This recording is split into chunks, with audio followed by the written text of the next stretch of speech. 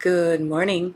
Good morning. Welcome or welcome back to Bookeemonsters. My name is PK. It is Wednesday, October the 29th, and we're here to look at the new releases being published this week.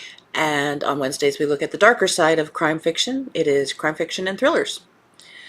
Quick announcements. I don't have any sprints tonight. I don't do them on Wednesday night. Our next reading sprints are tomorrow evening, Thursday evening at 8 p.m. Eastern, and they go for 2 hours. Good morning, Elena. How you doing? She says, I'm good, just waking up. Oh, nice. I will be making my coffee and eating a muffin for breakfast this morning and taking a shower and blow dry my hair. Well, that sounds like a good plan. And my hair will be nice and clean. That is a good feeling, for sure. So today I'm going to the garden and picking out some mint leaves and a few of the lemons. Oh, that sounds fantastic. And I bet it will smell so good, too. All righty. We'll have a good time. All right, let's jump in. Crime fiction and thrillers. Mary Burton has a new one. Speaking of thrillers. What She Saw. And this actually comes out on November 1st, so Saturday. Cold case reporter Sloane Grayson has come to a small mountain town in Virginia to solve a mystery.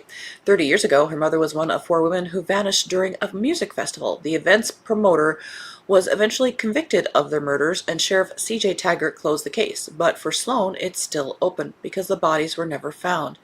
With Taggart now long dead, Sloane must make do with questioning the victims' families and the few remaining witnesses once again, if they're still willing to dredge up memories of a crime that made their town notorious.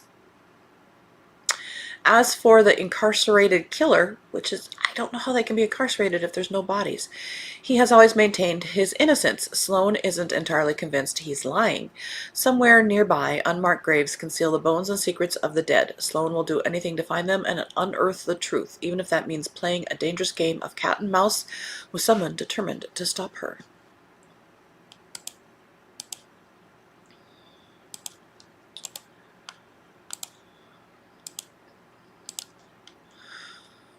What Darkness Does by Jennifer Gracer Dornbush.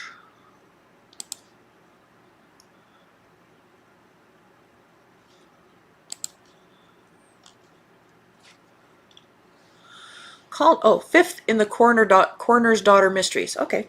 Called in to investigate the body of a young mother found floating in a small Michigan lake, Freeport coroner Dr. Emily Hartford quickly determines that Savannah Browdy was murdered. Among the many questions circling this horrifying event is one that yanks hard on Emily's heartstrings. Where is Savannah's infant daughter? Working alongside police detective Ishkode Iditson, Emily becomes ferociously determined to find the missing baby Brooklyn. At the same time, Emily's longtime boyfriend Nick Larson has reappeared after being missing, presumed dead, for over a year, but Nick has changed. Badly injured and severely traumatized, the ex-cop turned FBI agent is a different man, one who has endured unimaginable brutality and then buried his secrets deep. Nick has a long road ahead, but he's not a patient man, and catching a sadistic killer seems like good enough therapy to him. Emily has her doubts, but what's clear is that a cruel killer's reign of terror must be stopped, one way or another. Their foe is formidable, increasingly bold, and brutally reckless. To catch this monster, Nick must battle his own demons, while Emily puzzles together the mystery of Brooklyn's whereabouts in hopes of giving a grieving family a happy ending. Or at least closure. You know what I love about doing these new releases each week? You find new authors and series. This sounds intriguing to me. I'm going to check out the first book. I love that.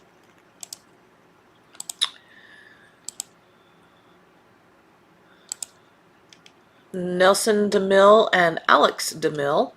I imagine that is either a son or daughter. Could go either way, actually, with that name. Good morning, Mary and everyone. Happy Wednesday. Great day here in Virginia, and hopefully some rain is in our future. Keeping fingers crossed, indeed. I know, I'm pretty sure the Hurricane Melissa isn't expected to hit the U.S., but there's got to be effects of it, the outlines. So maybe you will get some of the wet stuff. That will be nice. All right. This is third in the Scott Brody and Maggie Taylor series. Just wanted to double check. It is a new release, The Tin Men. Army CID Special Agents Scott Brody and Maggie Taylor team up for their toughest assignment yet as they are dispatched to Camp Hayden to investigate the death of Major Roger Ames, the chief scientist in charge of the top-secret war games being conducted between a platoon of Army Rangers and a fleet of quote-unquote lethal autonomous weapons. Brody and Taylor find themselves at ground zero of the next generation of warfare and must untangle the complex web of alliances, animosities, and secret agendas among the men and women of the isolated facility. And that's all I'm going to read of that, because sometimes they give too much information. I kind of glanced down there and I think that was enough to see if anybody is interested.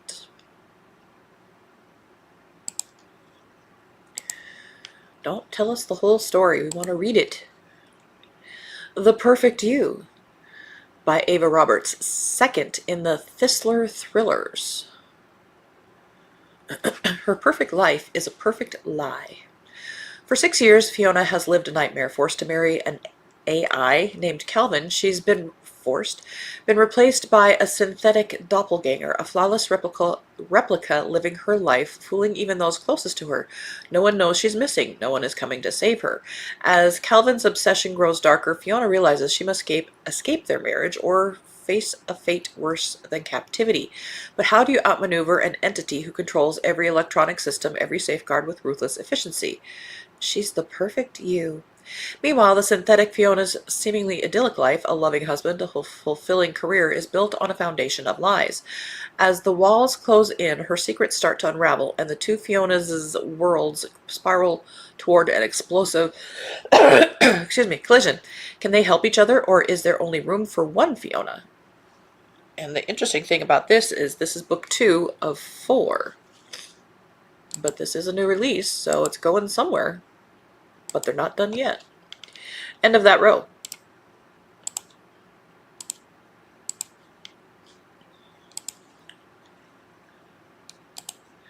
Mary asked if we got snow. No, we have not. They did get snow 150 miles away from us. But the mornings are cold. Yesterday morning driving in, it was 28. But we are getting up into the 50s, and I think we did hit the 60s yesterday. She made 3 necklaces yesterday, again with some of the beads you sent. Again, thanks so much. Absolutely. That's what they're there for. They're made to be used, and I'm not going to be. I love that. The Fix by Mia Sheridan. 11 years ago, Cammie Cortland's mother and sister died cruelly in a violent home invasion. The trauma and notoriety still linger, but Cammie has managed to build a life in her hometown despite everything she's lost. Then one day it all comes rushing back. A distorted voice on the phone. Would you like a do-over? A disturbing video of a room with bars on the window trapping a young boy inside who looks achingly, impossibly familiar. 4 days to find him. With the help of Rex Lowe, an old classmate whose past is inextricably tied to her own, Cammie races to uncover everything she can about the boy. Where he is, who he is, and why she's the only one who can save him. But as Cammie and Rex unravel one clue after another, the past and present converge in an explosion of secrets they never saw coming, and a truth they could never have imagined. Well, that sounds creepy. Louise Penny has a new one. I used to read her religiously until she got a little preachy. But it is a good series. This is 20th in the Chief Inspector Gamache mysteries. This is called The Black Wolf.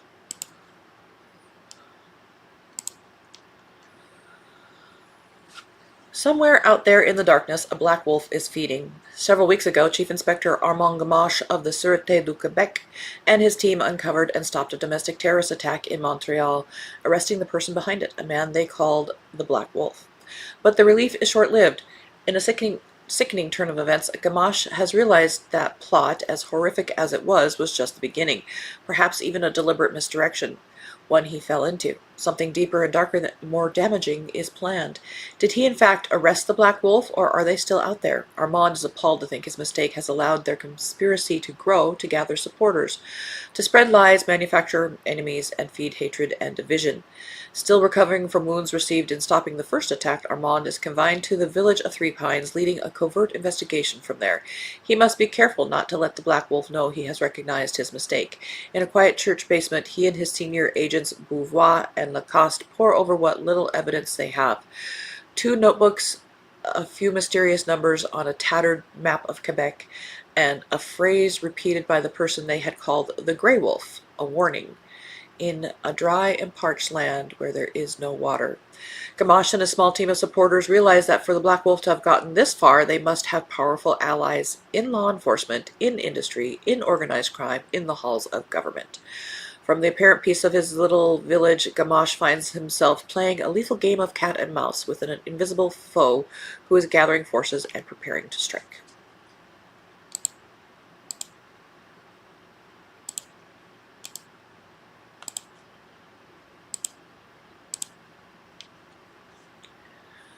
The Bone Thief. Mary says, I would love to live in Three Pines if it only existed. It exists somewhere out there. There's probably similar little towns, but yes. But like I say, I used to read her religiously, and then she got on her soapbox and never stepped down. Also, sometimes female authors just emotionally cannot write a male character. They put themselves into this male character and it comes across as inauthentic. That's all I'm going to say. But she's a good author. The Bone Thief by Vanessa Lilly. In the hours before dawn at a local summer camp, Bureau of Indian Affairs archaeologist Sid Walker receives an alarming call. Newly discovered skeletal remains have been stolen. Not only have bones gone missing, but a native teen girl has disappeared near the camp, and law enforcement dismisses her family's fears. As Sid investigates both crimes, she's drawn into a world of privileged campers and their wealthy parents, most of them members of the Founders Society, an exclusive club whose members trace their lineage to the first colonists and claim ancestral rights to the land despite fierce objections from the local tribe community. It's not the first time something or someone has gone missing from the camp. The deeper Sid digs, the more she realizes these aren't isolated incidents. A pattern of disappearances stretches back generations, all leading to the Founders Society's doorstep. But exposing truth means confronting not just the town's most powerful families, but also a legacy of violence that refuses to stay buried.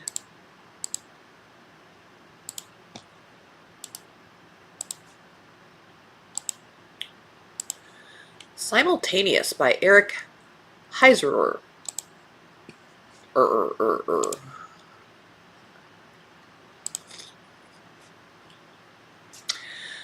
This is an Oscar-nominated screenwriter of the movie Arrival.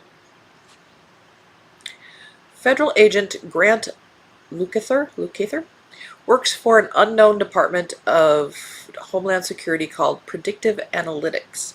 They look for patterns in tips and chatter to prevent a terrorist event before it happens. One of these calls about a possible explosion in New Mexico leads Grant to a case with unimaginable consequences. He meets Sarah Newcomb, a therapist who uses past life hypnosis in her treatment, but has recently stumbled upon a phenomenon they deem to defy logic. Grant follows this thread to another crime, a copycat killer case in Colorado. With the help of one of Sarah's patients, they embark upon an investigation that spans multiple states, timelines, and consciousnesses. With limited time and only a tenuous grasp of how this phenomenon works, the unlikely trio are in a race for their lives, past, present, and future. I would be interested, but it kind of sounds like they've taken things from different movies, like Minority Report and the cognitives there. Only one way to find out. It would be to read it. She's Going to Pay by Alexandra Ivy.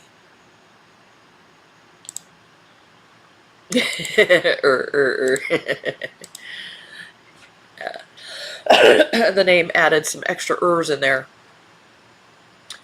Leaving Canton, Missouri behind was no hardship for Jessie Hudson. When she was a teenager, her stepmother and stepsister abruptly disappeared. What is it about families getting done away with and today's theme.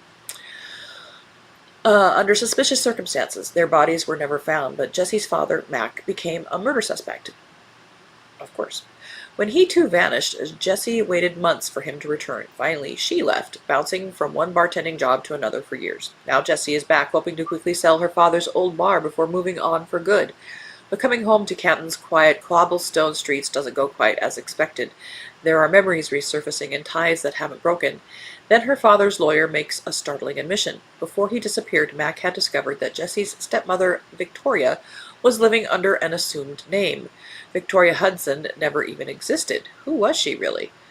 Delving deeper, Jessie grows convinced that her father's assumed death is tied to Victoria's real identity, and looking to the past is yielding more than secrets. Someone has been waiting for this homecoming, for a chance to unleash revenge for sins real and imagined, and they'll make sure that Jessie never leaves town again. Dot, dot, dot, dot, dot, dot.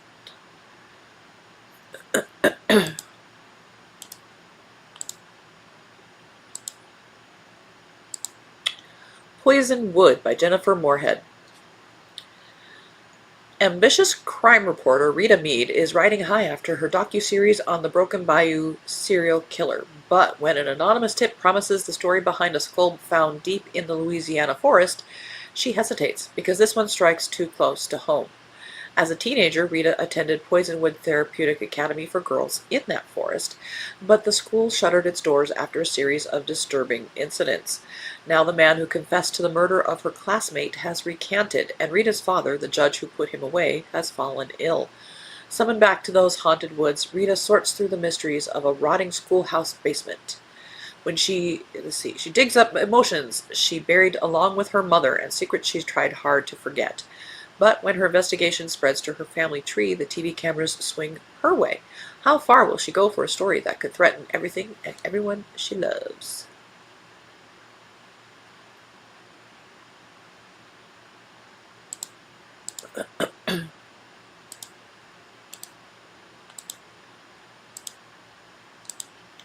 Count the Dead by T.M. Payne. Fourth in the Detective Sheridan Holler series. Crack the code, stop the sequence, catch the killer. When homeless man Bobby Stover insists his friend's suicide was really murder, D.I. Sheridan Holler is skeptical until she uncovers a series of deaths, all of them in Liverpool, all ruled as suicides that suddenly look anything but. The killings span years, each one chillingly staged, the truth buried beneath an illusion of despair. This murderer is following a mysterious pattern, and there seems to be no end in sight.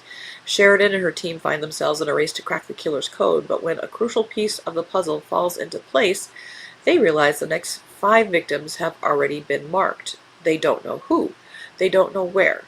But they know it won't stop here. Can they get one step ahead of a calculating killer?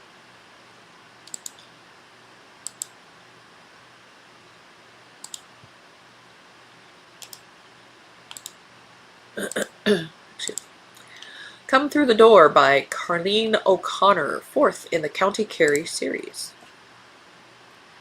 The roads around Dingle are whisper quiet in the small hours of a rainy night, empty of the tourists who throng the town by day. As she and her assistant Patrick drive home after an already traumatic day, Dibna Wild isn't expecting to see anyone, let alone her employee Nim, standing in the road, dressed in a nightgown and soaked to the skin. Dazed and distraught, Nim passes out after muttering incoherently, and at her apartment, Dibna and Patrick make a grisly discovery. There's a dead woman in Niam's bed, shot in the head, a hunting rifle beside her. When Niam comes to, she has no memory of the day's events and no idea of the woman's identity. All she can tell Detective Inspector Cormac O'Brien with certainty is that for weeks she's felt like she was being watched. Suspicion falls on Nim's new boyfriend, Mark Gallagher, who her friends have not yet met. But as Dibna and Cormac try to track him down, they realize there's no evidence Mark Gallagher ever even existed. All of Niam's texts and photos of him are missing or deleted, and he has no social media presence. What lingers is a nagging unease, especially when they learn of another similar murder 1 year ago. Another woman found shot to death in her bed, a woman who had complained of being stalked just like Nim. Oops. End of that row. 2 more. Andrew Clavin has a new one.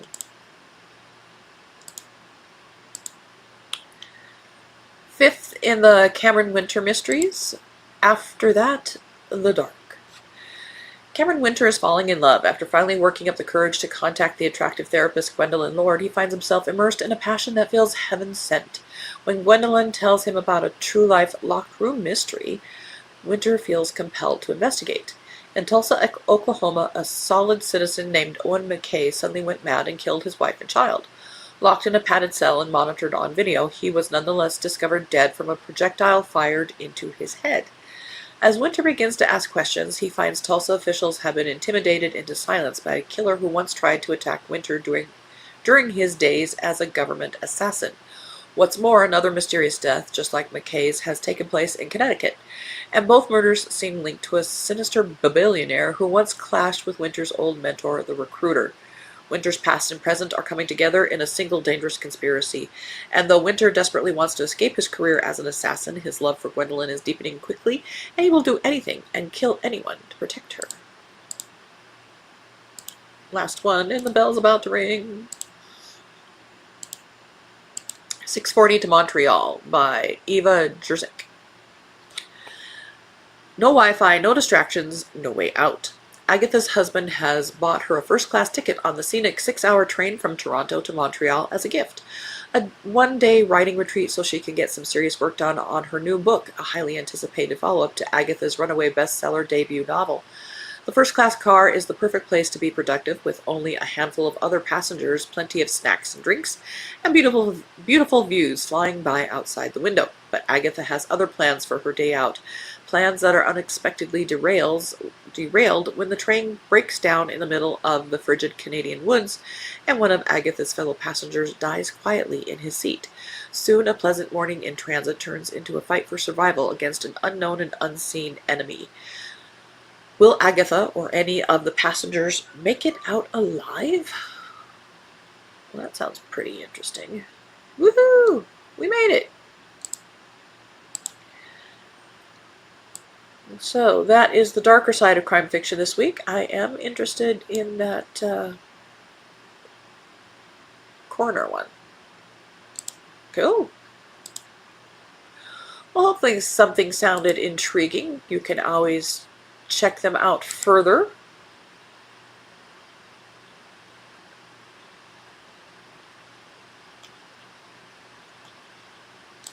Elena says, see you Friday and also on Saturday. Yay! Well, have a good time today. And she says, good morning to Mary. Mary says, sounds like you'll have a nice day, Elena. It will be fun to see all the things at the market. Oh, I bet. And Elena says, our tagline, which I'll say in just a minute. And she says, yes, it is. I am pretty sure it'll be a lot of fun. Oh, absolutely. And Mary says, I agree. It does sound good. Well, there it is. Well, thank you very much for watching, either now or later. On Friday, we will look at the rest of the Cozy Mysteries, because there were a lot of them, as always. And Mary says, thanks so much. Another set of books that sound good. Absolutely. Have a great day, everyone, and see you later at Thunder Horse's Tent, and I hope so too. All right. Again, I don't have sprints tonight. Our next sprints are tomorrow evening at 8 p.m. Eastern. And as Elena reminded us, don't be a bookworm, be a bookie monster. Have a good day and God bless.